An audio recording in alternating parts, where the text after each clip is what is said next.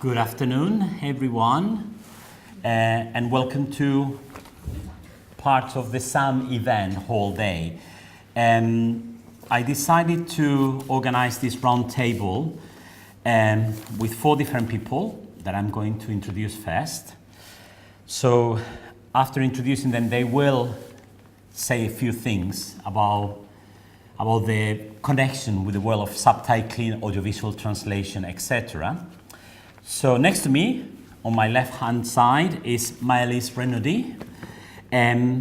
After completing a 2-year professional master's degree at the renowned ISIT School for Translation and Interpreting in Paris, Maëlys started working as a self-employed translator in 2006.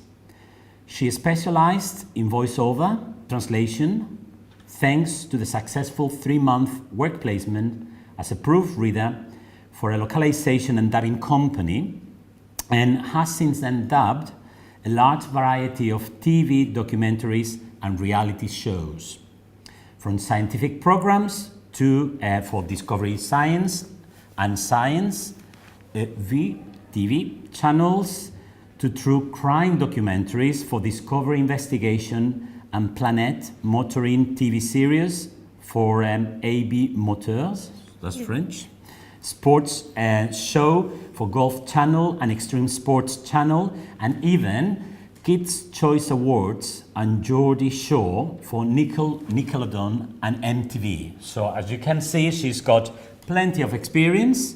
So welcome, Maëlys. Thank you. Okay, so I don't know, perhaps I can introduce everyone and then you can talk a little bit about yourselves. Next to Maëlys is Alex Conen. Alex was at some point, not long ago, like you were there, graduated from UEA in 2007 with a BA Honours degree in Modern Languages, Spanish. And Alex took the subtitling and dubbing module that I teach, that you've taken, many of you. And not only that, he was one of the first SAAM volunteers, okay, when the project started. At the moment, Alex is studying a master's degree, MSc, in specialized translation in the pathway of audiovisual translation at UCL, University College London, and works as well, done some work as a freelance subtitler. Okay, thank you, Alex. Thanks for being here. And next to me, on the right-hand side, I've got Melissa Penedo. Melissa is in her final year studying modern languages and translation at Universidad de Alcalá in Madrid. She was born in Venezuela, but has lived in Spain for her whole life. Melissa wanted to become a part of SAAM because she thinks that it will be a great opportunity of her to gain experience in translation, as well as being able to meet new people who share her love for languages. We have a good range here. In her spare time, Melissa enjoys reading books and watching TV series. Thank you, Melissa. And next to Melissa, we have Roberto Florin. I'm going to read all the last names. Matei Baloiu. Roberto is a student as well at the Universidad de Alcalá de Henares, studying modern languages and translation. And he also volunteers and participates, or has participated in the SAAM project because he wants to gain experience working in the field of translation so that he's better prepared for a professional career. He also finds audiovisual translation interesting in terms of language use and code switching. And some of his hobbies are reading and playing video games. Okay, so welcome, Roberto. Excellent. So after the introductions, I'm just going to pass the microphone to Maëlys. So she's going to tell you a little bit. I mean, this is very informal. I asked them to tell you a little bit about their side within audiovisual translation, and then they will all say something, and then we'll have opportunities for you to ask them questions that you might be interested in terms of professional study at MA level, or what is it like to study audiovisual translation in Spain compared to what you've been doing here, or what you might do in your home countries when you go back to Spain or France, okay? So. Yeah, well, I think, Carlos already said a lot about my connection to voiceover. I've started by chance really, because the school I attended in France is specialized in forming students to be able to translate anything really, so there's no specialization. I just ended up in audiovisual translation because I did a 3-month internship in a company doing voiceover, and it just was really lucky, because I think that's exactly what the kind of translation I enjoy doing, because it's very varied, and you go from a very scientific program to Geordie Shore for MTV, and then you're gonna have a renovation documentary, and so I guess it's not for everyone, but it suits my interest in everything. And I don't know if you have questions, maybe. Okay, so shall we just maybe talk a little bit? You'll pass it on, and then we'll go on to questions. I've got some questions as well. So Alex, can you tell us a little bit?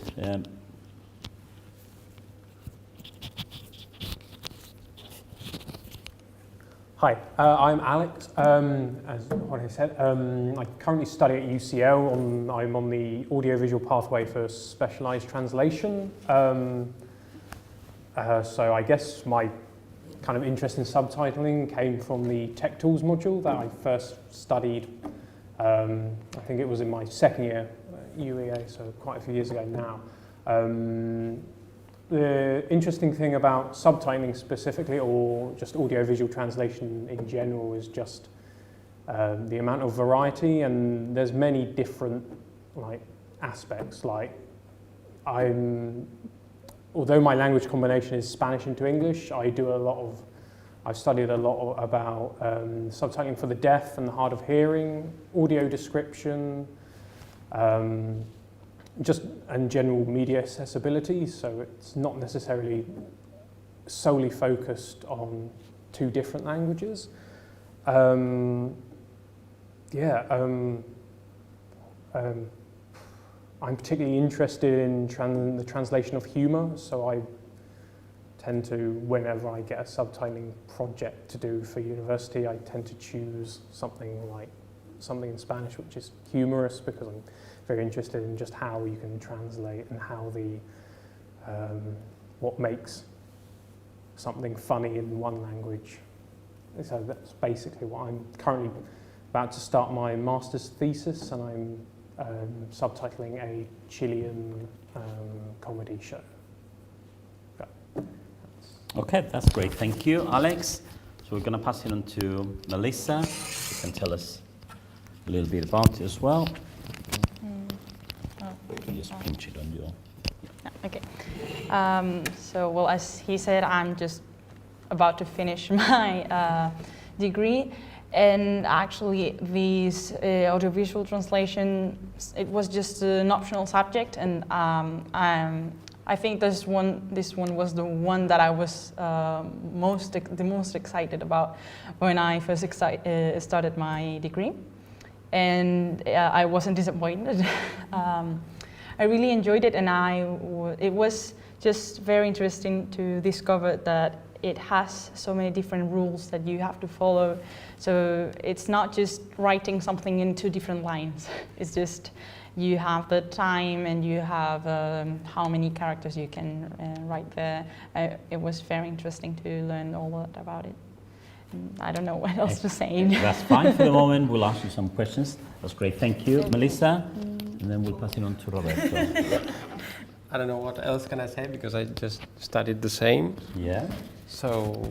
Okay, I can start with the question, perhaps. Yeah, you can. So, did you gather any information from the volunteers? Well, as you might know, this year we had 8 SAAM volunteers volunteering from Universidad Alcalá in Madrid, near Madrid, and Melissa and Roberto was kind of the coordinator of the group. Okay, so we brought them as representatives of the whole group. And so I asked them, I don't know if they've done the homework, but I asked them to gather information from the rest of the volunteers about, how they felt about, participating in the project. Do you get any feedback? What do you find? I mean, I know that at some point we didn't have much work. You volunteer, you were very enthusiastic, and we'd run out of work, so it was difficult. So I remember that Roberto emailed me and said, "Oh, is there something we can do?" And I said, "Of course, I'll try and find something." So, but I don't know. Do you have any feedback from them or anything? Yeah, well, the whole group has had more or less the same, experience. It's like we wanted to gain experience before going out on a professional actual environment. And it was great because, when you go out there, people ask for, 6 months or a year of experience, and you barely, you don't have that when you end your degree. And it was just a good opportunity to get out of university and just Practice, yeah. Practice. So can you tell us, you mentioned, Melissa mentioned, and you've done as well, the module on audiovisual translation in Alcalá. Can you tell us what you study there, what it's about, so students can hear, what it's like there compared to what they've done here? Well, the module is split in 2 great groups, we say. The first one is subtitling, and the second one is dubbing. And then in subtitling, I told them before because they asked me. In subtitling, we had first we learned the theory, like how to divide it into chunks and everything. And then we had some exercises in class, and then some practices to do at home, and then to evaluate. And in dubbing is more of the same.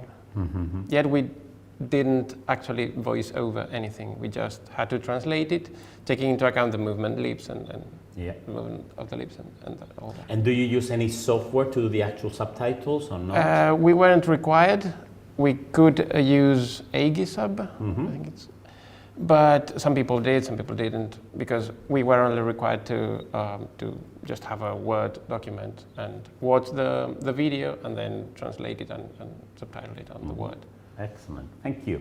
Okay, and as Melissa's here, and we're going to pass a microphone, Melissa and Roberto were telling me before that as part of the degree, they need to do some work experience, so they've been working as interns. Roberto's been doing some general translation, isn't it? Something, yeah, it's very more general. Yeah, but Melissa has been doing some localization. Have you heard of that? Yes. If you haven't, you all have heard about localization, you're not sure about it. Melissa can tell you a little bit about it and about her experience as well. Yeah, so localization is related to computers mostly. So it's just translation. It's basically the same process, but you need to take into account that you are translating a software, or in my case, I'm doing an internship in a video game translation company. So you need to take that into account. It's not going to be the same. The easiest example, I think, is if you are translating from an Asian language like Arabic, which is the other way around. You need to take that into account in order to change everything so that it matches the way, so left to right or right to left. And in my case, I'm translating video games, and it's quite an experience. I'm liking it so far. And I think the main thing that it's different is mostly I'm working with Excel. It's not Trados, it's not any translation program, it's mostly Excel, and it's really good. You learn to love it, to prefer it over Trados or any other translation program. It's just easier, maybe more intuitive. I don't know what else to say. Right, that's good, that's very good, thank you. Yeah. So Here. I want to take the opportunity as well now to ask Maya-Lise about, well, you've heard that she's translating lots of different things, voiceover, she's done a little bit of subtitling, but voiceover and dubbing, and I'm sure you have faced many challenges. I mean, can you tell us what the general challenge is, the main one, and can you think of something that you find it particularly difficult? And what is it like when you start doing it? I suppose at the beginning it's a bit daunting, you know, when you are faced with something and other people are going to see that on television. It's going to be broadcast and millions of people, sometimes millions of people. And you think, well, you're responsible to whatever you're saying there. So can you just tell us a little bit about it? Yeah, I remember when I was doing the work placement as a proofreader, I was really, really stressed because I knew that what I've just read would then be played by actors straight away. So I was like, if I leave some mistakes or something, you know, it's gonna be on the screens in France and it's gonna be my fault. Like, and obviously after a while you get over it when you're working. First, yeah, it is a bit daunting. And I think one of the main challenges is that you're not translating a book.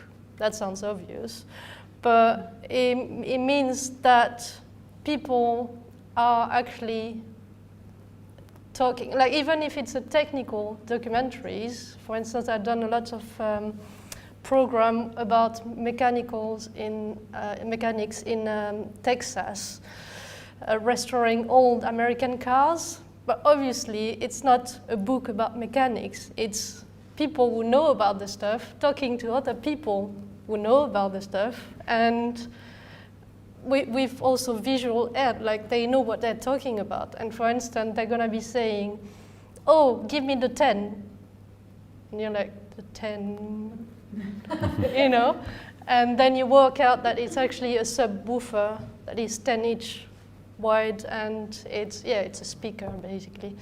But there's lots of things like that. They're not gonna say the proper technical terms, or they're gonna shorten it, and I suppose you're gonna find out. You know, it's a detective work almost. Yes, you got the image, and you're like, okay, now you know. So how long do you spend doing research for that? Because that's, I suppose, I mean, do you contact people as well to help you with, or? Well, it really depends on the documentary. Some of them are really technical, some of them are less so, and sometimes you're lucky or you're not. Sometimes you find in a minute what you're looking for, and sometimes you spend 2 hours looking for a small part, you know, on Google Image and being like, no, it's not exactly the same, and, you know. So quite challenging then. Yes, yes.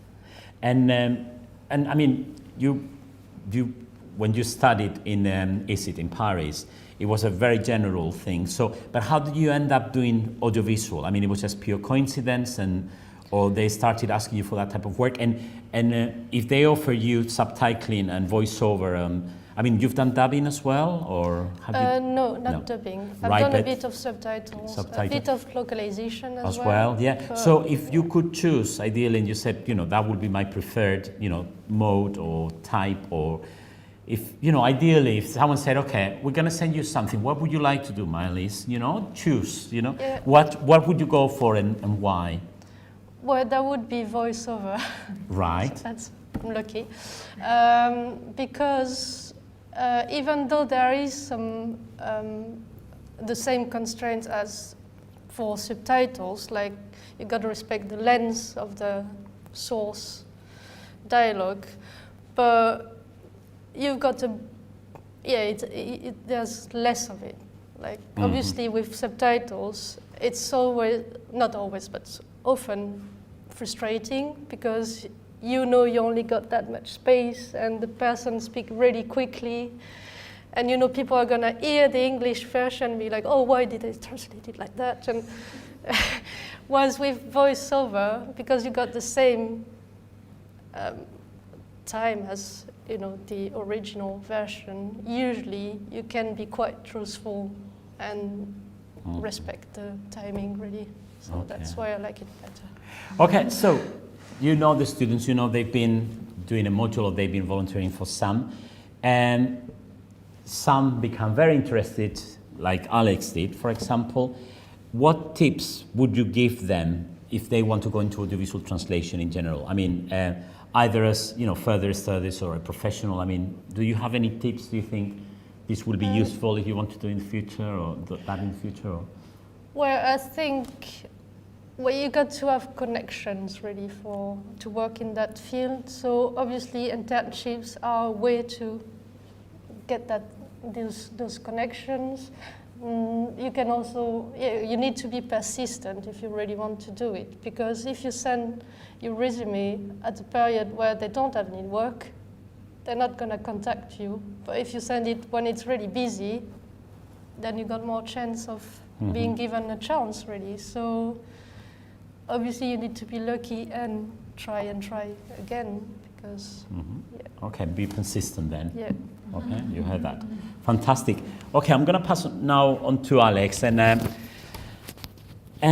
as ex-SAAM volunteer and ex-UEA student taking the Tech Tools module, how those two experiences kind of transfer to your MA you're doing at the moment in audiovisual translation? How useful, or how, I don't know, can you tell us, I mean, what was the impact of those two elements? Did they have any impact on your further studies at the moment? I guess it was just a good experience to have kind of like an exposure to subtitling in a, not really a professional setting, but a more like professional setting outside of the classroom. So that with like a deadline, with like a purpose, rather than just subtitling something because you need to do it for an assessment. So in that sense, it gave much more of an insight, and it was something kind of, you were subtitling something kind of real, if that makes sense, rather than just a random clip. It actually was there to serve like a purpose to someone, because someone was actually going to be watching it and using them. So I guess in that sense it helped a lot. And what would be your tips for the students? Because some students want to go into MA in translation, more specifically AVT. Would you give them any tips or any recommendations? Because you've gone through that now. My main advice would be do a master's or a further qualification, because a lot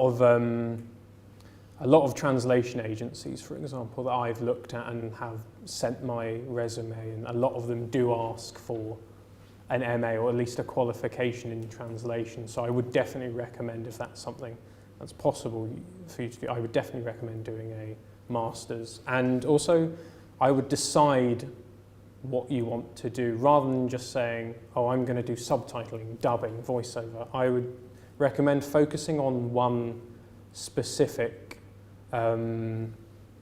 even with translation in general, try and instead of just saying I'm a translator, what do you translate, for example? Because certainly that was advice given to me, like when I was doing my master's, like kind of decide what you're offering.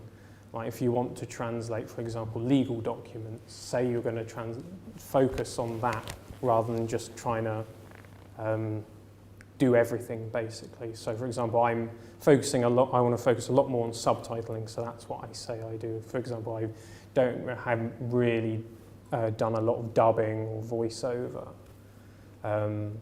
But yeah, that's the main advice I would give. Okay, thank you. Thanks, Alex. Thanks, all of you. So now is your time. I hope, I ask a few questions, but I hope you have some questions you have. Fantastic. Maybe we can pass the microphone, or... Yes, so if you don't mind, Alex. And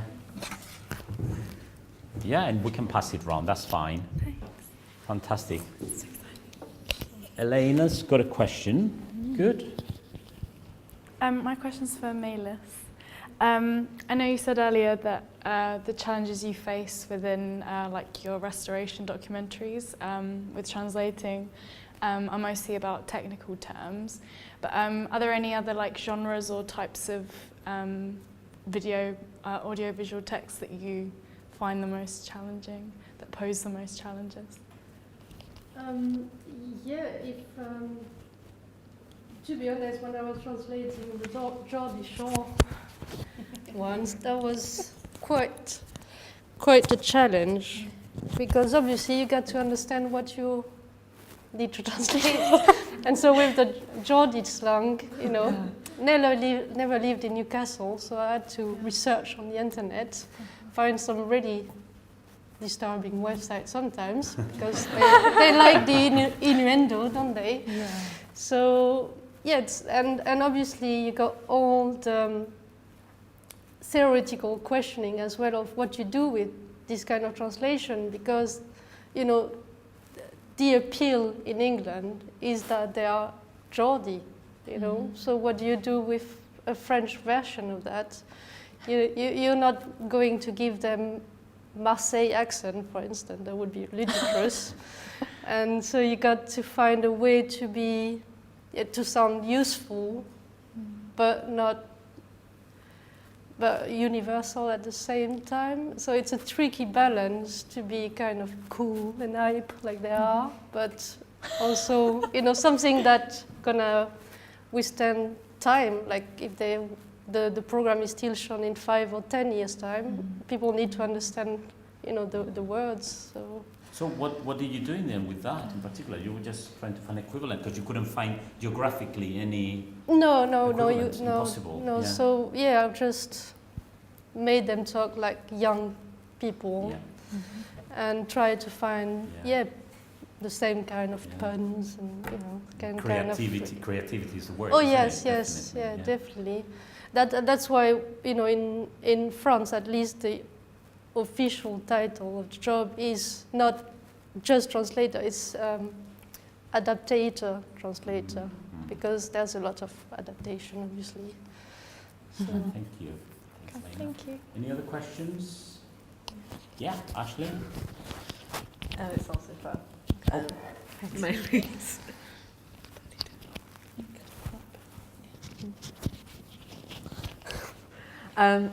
I have a couple, is that okay? Oh, yes. Yes. Sorry. My first one is, what's your favourite project been since you started working as a voiceover?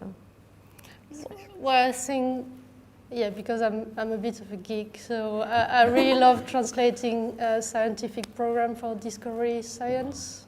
You know, that was, really nice and almost the easiest, really, because they use the proper technical terms, and you could look up, you know, one of them, for instance, were about dogs. So you got lots of, you know, books and websites about dogs, so it's not so hard to find, you know, the equivalent.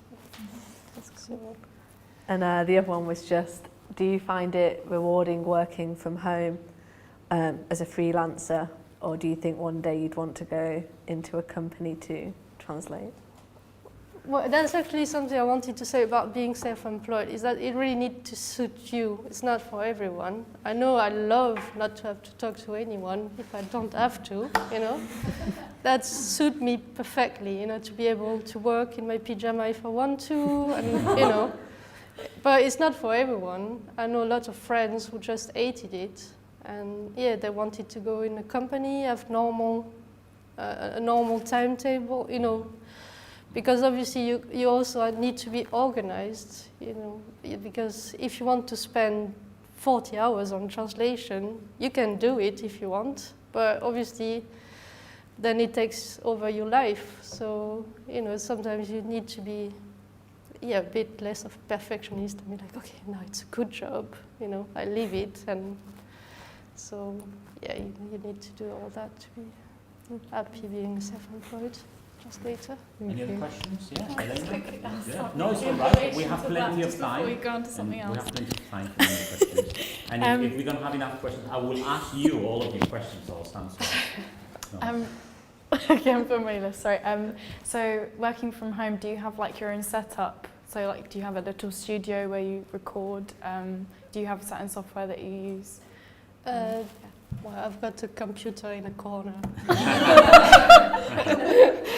I made it look, like a cave almost. But I mean, I don't record the voices. I send the script, and actors play the different voices. Okay. So just basically I'm sent a video and a script, and then I send the script back, and you know it's played by professionals. Cool. Okay, any more questions? Maria? Yeah.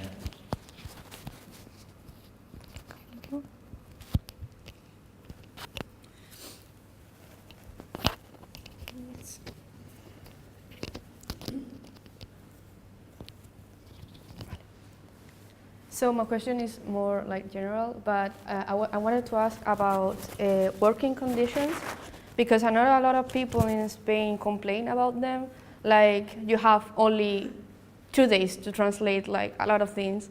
And then, or also, I know, for example, with Game of Thrones and this kind of massive TV shows they have to be translated the same day, they have a lot of difficulties because they are sent like a video that you can actually see the image and you don't have a script or anything, and that's like, I know there's so many complaints about that, or about translating video games with Excel and not being able to see the image, and you're like, I don't know what they're talking about.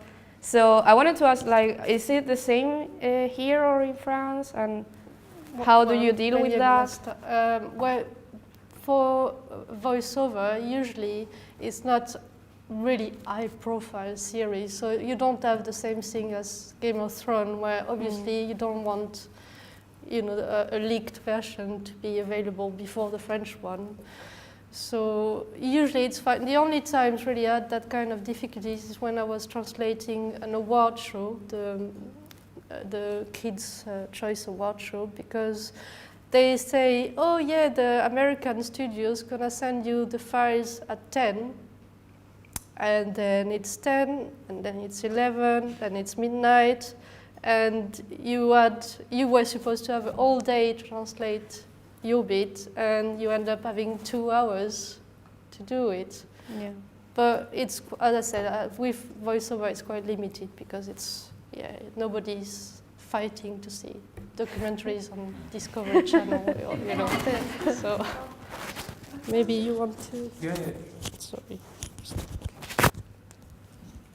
Yeah, because for example with humor, sometimes it really depends on the image. So I always wonder, like, how do people do it?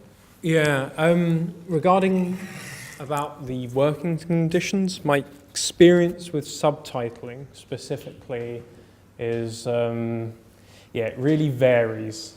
For example, I've done something where I got sent something at 2 o'clock in the afternoon and they wanted it by 9 a.m. the next morning. And I finished it at like 10 o'clock at night, I think. And that was just like 3 6-minute videos. I mean, you really have to learn to be like, and that was just kind of at the beginning of when I was starting to do some freelance work. So you've really got to learn to be quite quick. And also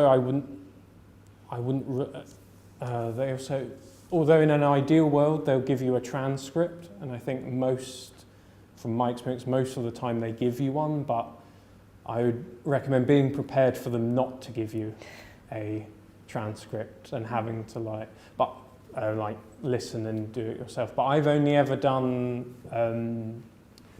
in terms of subtitling, my experience is more with English into English, so basically creating an English template which will then be translated. I haven't yet had to listen to a lot of Spanish and write that down and translate it, but it's worth thinking about. From what I've been told by my professors and stuff on my masters, is that it's something that's not really appreciated in the post-production process. It's kind of I'll just subtitle that for us, rather than it's not considered that.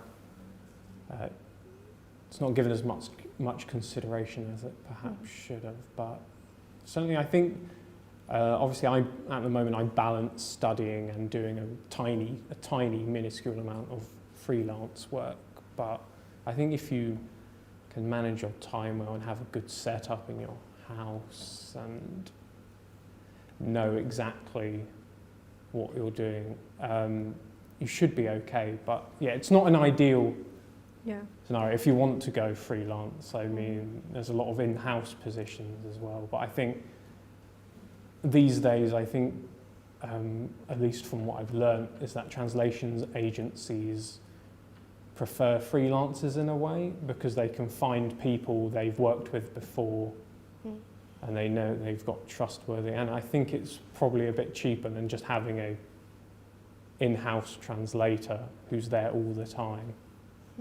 But yeah, there's a lot of things to consider really. It really depends on what you want to do, but I think if you want to do it, you can make it work. But yeah. Maybe Melissa, can you say something about localization? You know, like. Good.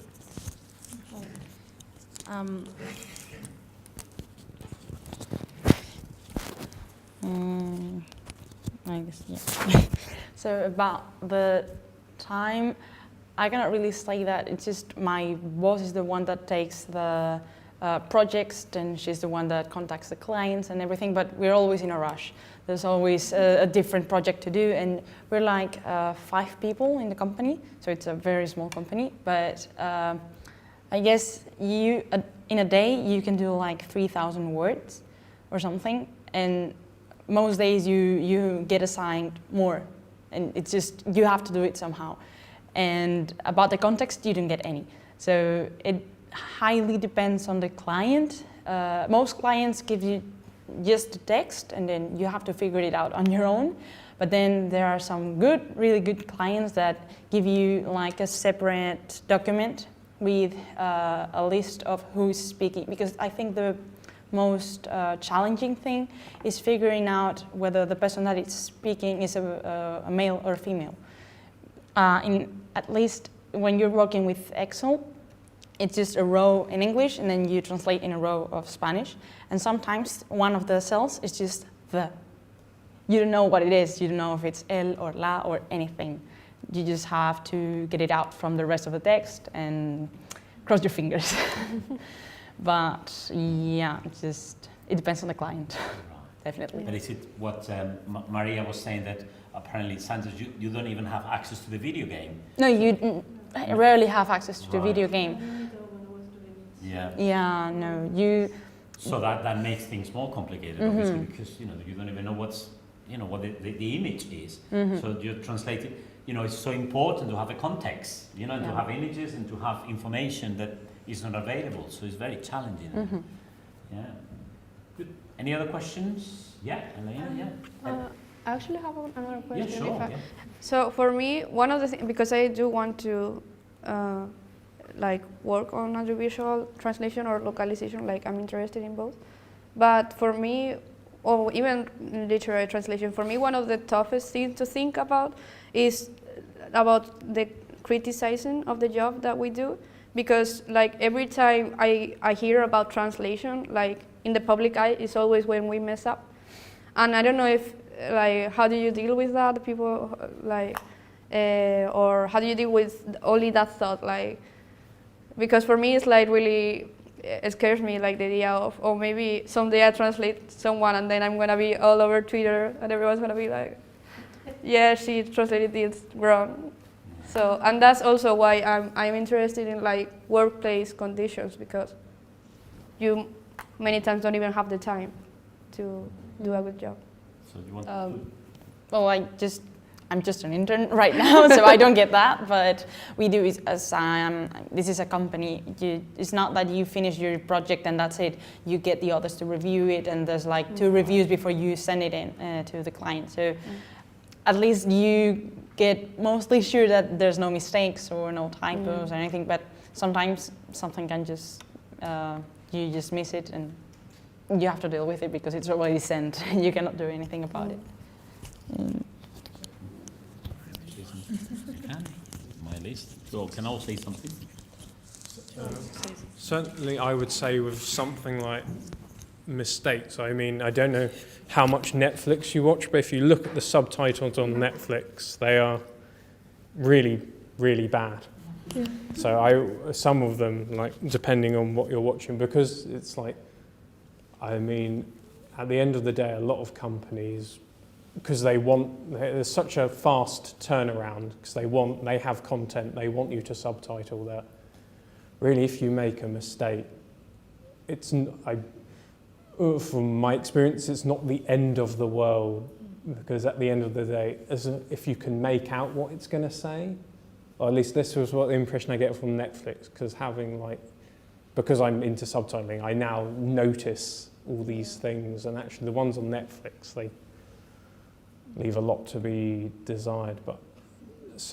And I've also been told, when you're doing translation and you're working to a deadline and you've got something you can't work out, I've been told when doing subtitling, just make something up.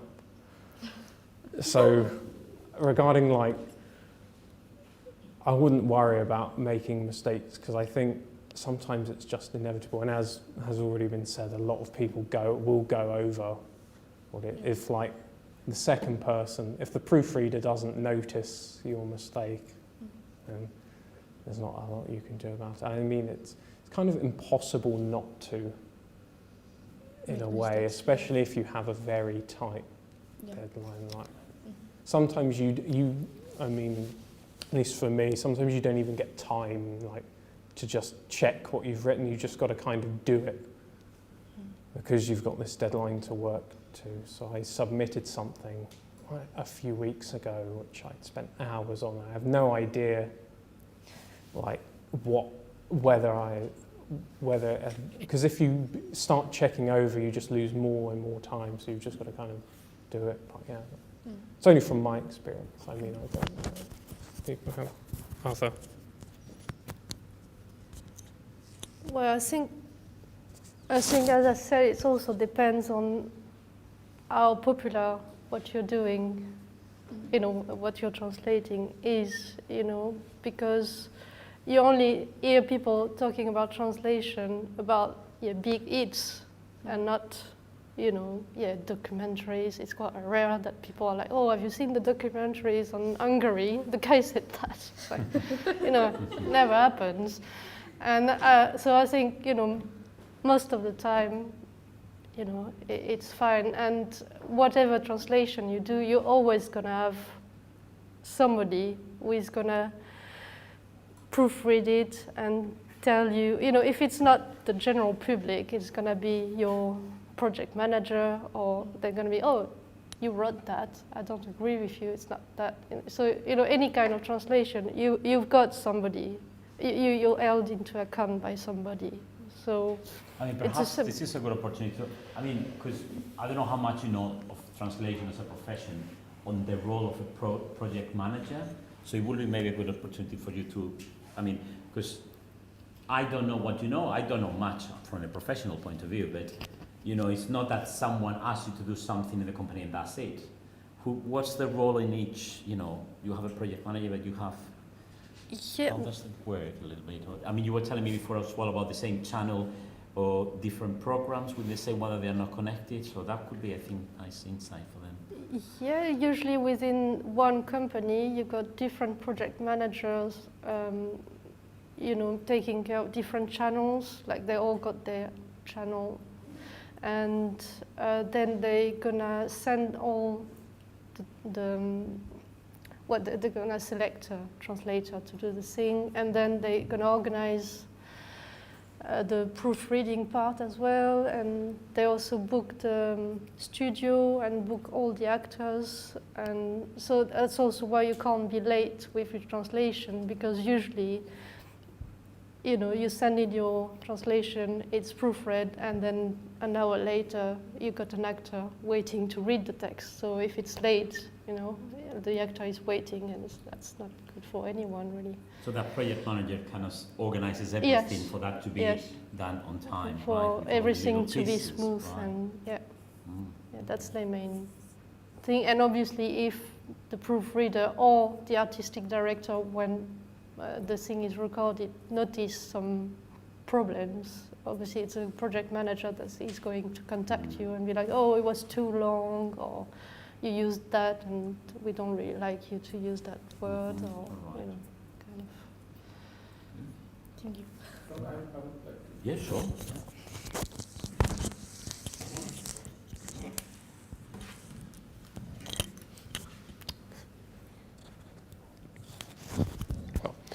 From my point of view, which is literary translation, as I told you before, the thing is that you are given quite a flexible deadline, like you have a 300-page book for 3 months, maybe, or even more.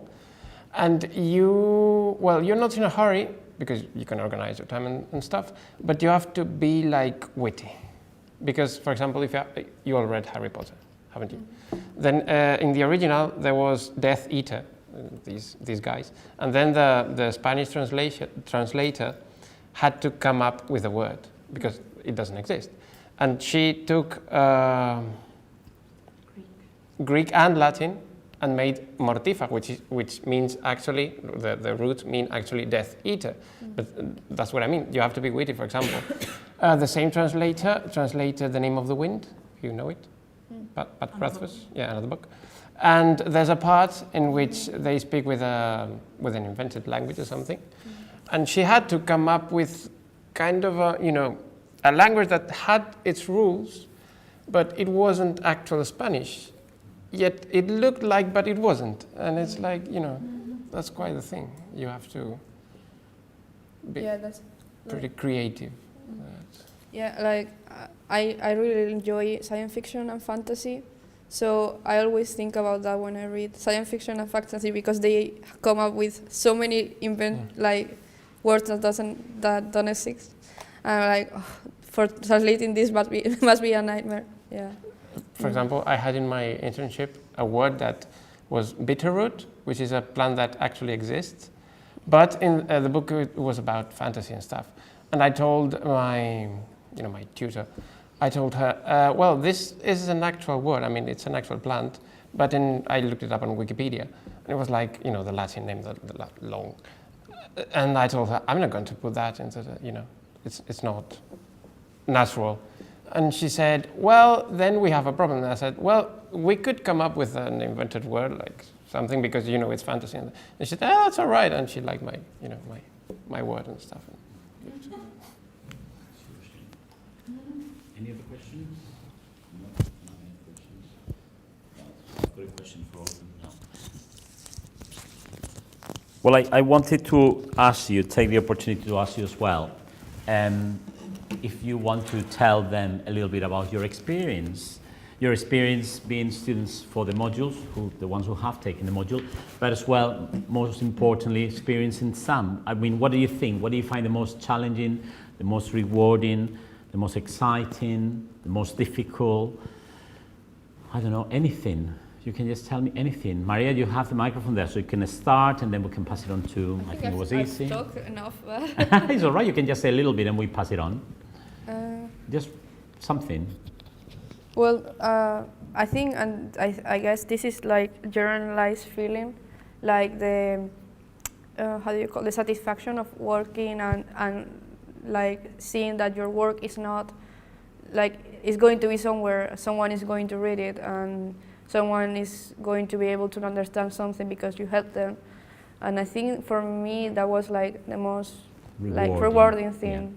Yeah. And to like, or going today to the museum and seeing that, oh, actually people are gonna watch our videos, that's so cool. Yeah. Yeah. Okay. So yeah, because sometimes when you work in a classroom, you're like you're working for yourself and for your professor, so you don't get that same like rewarding experience that when you do an actual something for and something as rewarding as a charity or something like that. Yeah. Okay, thank you. Easy, yeah. Should I just hold it? Oh God. Right. Yeah, I was just gonna say. I think I really enjoyed when I was doing the internship last semester and working a lot on the child protection toolkit videos, because I did a lot of those. But I found it quite challenging when I was doing the ones in French, because I don't study French, I study Spanish. And so even though it was just kind of timing stuff and looking at what other people had edited, working in a language that you don't quite know as well or you're not massively comfortable in, I find quite challenging. But it's really rewarding to then be able to watch a video that you've managed to get through that challenge of, and then be like, woo. Yeah. Yeah. Excellent. Thank you, Izzy. Any other comments? Anybody else? Eva, yeah?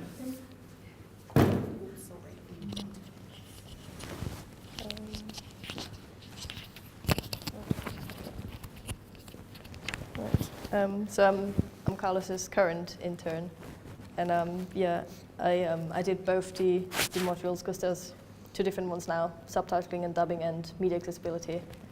And yeah, I also think that it's really great about SAAM that the things you do, the work you put into it is actually going to benefit other people. And I think that's makes it really worthwhile. And also about the internship, we had a big problem with burning the subtitles for one of the videos, because the program we use to burn them right now, it can only make them in white. So if you need different colors for speaker identification, for example, it won't work. So we had to find a different way, and it was really difficult and very frustrating. But we figured it out in the end, and I'm really happy that we did. And that was probably the biggest challenge about it. Mm-hmm. Definitely, that was a big challenge, Eva. And it's amazing the work Eva put and the research she did in order to get all that. So, well, that's great. That's great. I think we have to thank our visitors here, Maya-Lise, Alex, Melissa, and Roberto with a big clap, I think. And I think before we finish, before we close, I'd like to tell you a little bit about SAAM. You know about SAAM because you have volunteered for SAAM, but I just want to tell you a little bit about the life of SAAM. SAAM started 3 years ago in 2016. And in 2016, we have 2016-17, 11 volunteers, one of which is here, next to us. And then we move on to 17-18, where there are students now on the year abroad who volunteer for SAAM, and they're coming back next year. Looking forward to seeing them back volunteering. And it went from 11 to 17 volunteers. And as some of you already know, we went this year from 17, we doubled that figure, to 36 volunteers, which is extraordinary. And not only that, we recruited 8 volunteers from Universidad de Alcalá. So we hope that this continues as it is at least, or even increases. I have to, thank to people who have been helping a lot this year. Is in the first semester as an intern, and Eva in the second semester, because their work has been, invaluable. Without their help, this growing so much. I only have 2 hands, and having 2 extra pairs of hands is fantastic. And it's been, they've done magnificent work, so well done to them. So I think we need to give them a big clap. And as you know, we have impact for SAAM. We've seen today, we witnessed our videos being displayed in Wyndham Heritage Museum, and people, and we have JB telling us that someone went to the museum and said, oh, it was fantastic that you have subtitles there. So I said to JB, oh, make sure you write it down and you get some evidence and send it to me, because it's fantastic to see the audience acknowledging all the work that you've done. Izzy was talking about Child Protection Toolkit. Last year we have the person who started Child Protection Toolkit, this kind of non-profit, and she did it via crowdfunding. Is Amy Travis. She's based in Washington in the States, and we managed to bring her over last year to talk to the volunteers. If you go on the website, you will see that. But Amy wrote a testimonial that she sent for one of the awards that we got. And she said, I'm just quoting a couple of things, she said, the service that we offer, SAAM, is saving Child Protection Toolkit an estimated $15,000 in translation services, and is pushing forward the development timeline by about 2 years. So all the work you've done helped her not only to save the money, but to advance, to make the progress and develop her project for 2 years. And she was saying that SAAM is not only advancing learning by increasing accessibility of educational materials, they are facilitating communication between different cultural and linguistic groups within organizations. Additionally, SAAM is contributing invaluably to protecting children worldwide.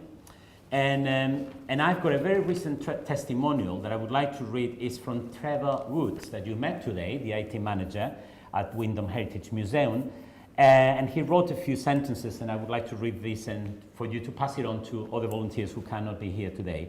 The Wyndham Heritage Museum is a small independent museum entirely run by our team of volunteers. We are committed to ensure that we are fully accessible to all our visitors, but with our limited resources, as you could see, they have limited resources, this can be a challenge, he said. Also, the museum accreditation scheme requires us to demonstrate that we have accessible facilities to meet the needs of all our users.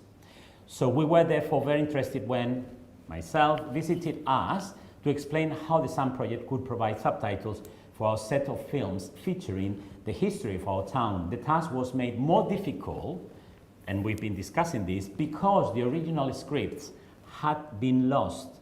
So, which meant that the team, all of you, had to rely on the existing audio commentary to generate the subtitles, as you well know.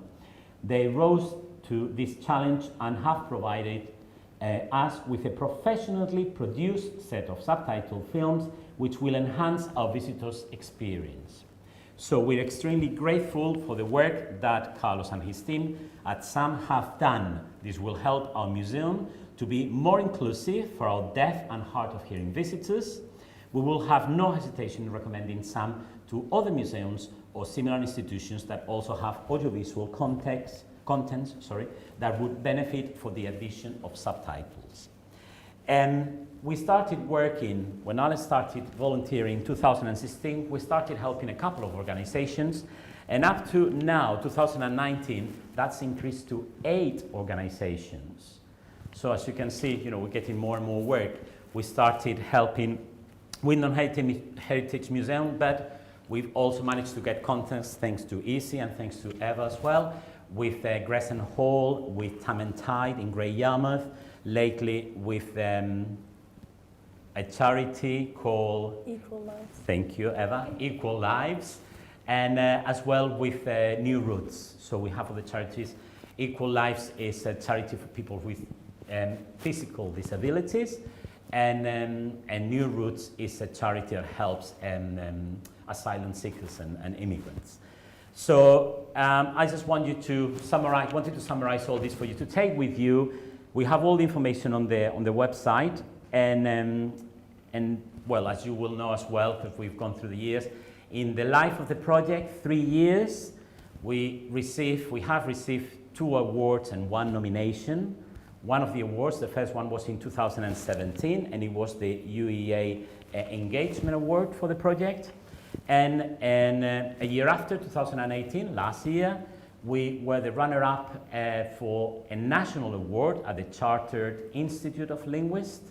So if you go on the website, you'll see a photo where I took 2 other volunteers, Dani and Ola, and we almost got that, but anyway, we got a special mention for all the work that we've done and the impact, and that's at national level.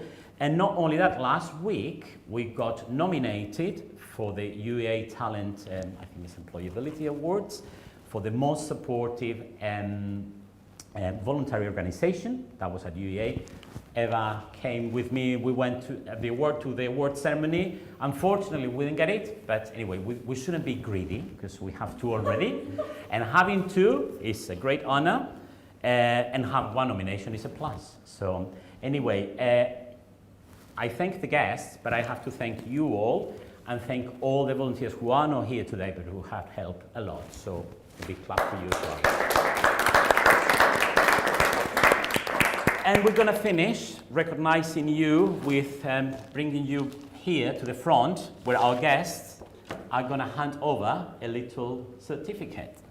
So we're going to start with the first one, and the first one is Anais Engiger. Probably you pronounce it better than me.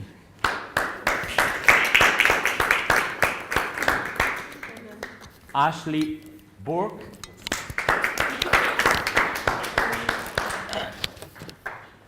Claudia Medrano. Elena Firipis. Excuse my. Eva Steiner. Jade Goddard.